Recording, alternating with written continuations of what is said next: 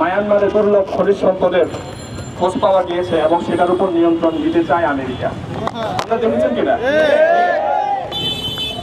আবার সাথে লেখা আছে প্রয়োজনে তারা আরাকান আর্মির সাথেও সম্পর্ক গড়ে তুলতে চায়। এখন আরাকান আর্মি কারা?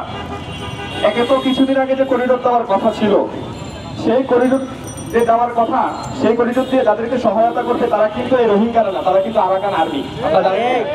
আরাকান আর্মিরা চরম ভাবে রোহিঙ্গা বিদ্বেষী। তাহলে ইউনুস সরকার যে আমাদেরকে স্বপ্ন দেখিয়েছিলেন যে আগামী ঈদের আগে রোহিঙ্গাদেরকে হচ্ছে তাদের দেশে পাঠানো হবে, সেটা কি দেশে পাঠানো হবে নাকি আরাকান আর্মির হাতে তুলে দেওয়া হবে?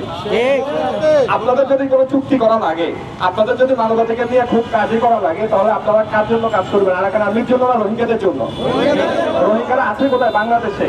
আপনি যদি তাদেরকে করিডোর মানে কাউকে হেল্প করতে চান, টাকা পয়সা দিয়ে দেন, খাবার দিয়ে দেন বা অস্ত্র দিয়ে করতে চান, কাদেরকে করতে হবে সেটা? রোহিঙ্গাদেরকে। আপনারা রোহিঙ্গাদেরকে করছেন না, আপনারা সম্পর্ক উন্নয়ন করছেন আরাকান আর্মির সাথে, যেটা আমরা অলরেডি জানি। আমাদের দেশের সরকারের পক্ষ থেকেও তাদের সাথে যোগাযোগ করা হচ্ছে। এখানে একটা আন্তর্জাতিক গেমের মধ্যে বাংলাদেশকে ফেলা হচ্ছে, আর সেই গেমের অংশ হিসেবেই জাতিসংঘ মানবাধিকার কার্যালয় এখানে আনা হয়েছে। সর্বশেষ চূড়ান্ত ষড়যন্ত্র সেটা হচ্ছে বাংলাদেশ। সে বাংলাদেশের সে ষড়যন্ত্র বাস্তবায়ন করার জন্য মানবাধিকার কার্যালয় এখানে আনা হয়েছে। এটাকে আমাদেরকে বোঝাতে হবে। আপনারা নানান যুক্তি দিয়ে আমাদেরকে বোঝাচ্ছেন বাংলাদেশের গত 15 বছর কি ছিল, স্বৈরাচার ছিল, সামনে আবার আসতে পারে। বাংলাদেশের সরকার, বাংলাদেশের কমিশন, মানবাধিকার যে কমিশন, জাতীয় মানবাধিকার কমিশন, তাদের কি এই ক্ষমতা নাই বাংলাদেশের সামনে যে স্বৈরাচার আসবে তাদেরকে ঠেকানো? আমাদের কি করা দরকার? আপনার যদি কিছু শক্তিশালী করা দরকার, নিজেরটাকে শক্তিশালী করুন। আমাদের যে জাতীয় মানবাধিকার কমিশন আছে তার ব্যাপারে সংস্কারের কোনো উদ্যোগ আপনারা দিচ্ছেন না। সেখানে আপনারা আমেরিকাকে কেন ভাড়া করে আনতে হচ্ছে? আপনারা উদাহরণ দিচ্ছেন যে গাজায় জাতিসংঘ মানবাধিকার কমিশন আছে, তারা খুব বিরোধিতা করতেছে ইসরায়েলের। কি বিরোধিতা করতেছে ভাই?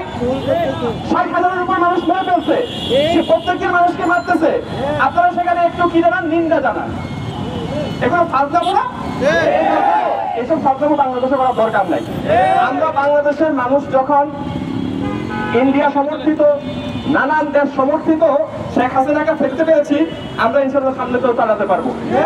আমরা আমাদের নিজেদেরকে শক্তিশালী করতে চাই। আমরা কখনোই, শুনেন আমি আরেকটা শেষ করে দেবো একটা কথা বলে, সবসময় মিশনারিরা, সাম্রাজ্যবাদীরা আসে সহযোগিতার হাত দিয়ে, হেল্পিং হ্যান্ড হয়ে আসে।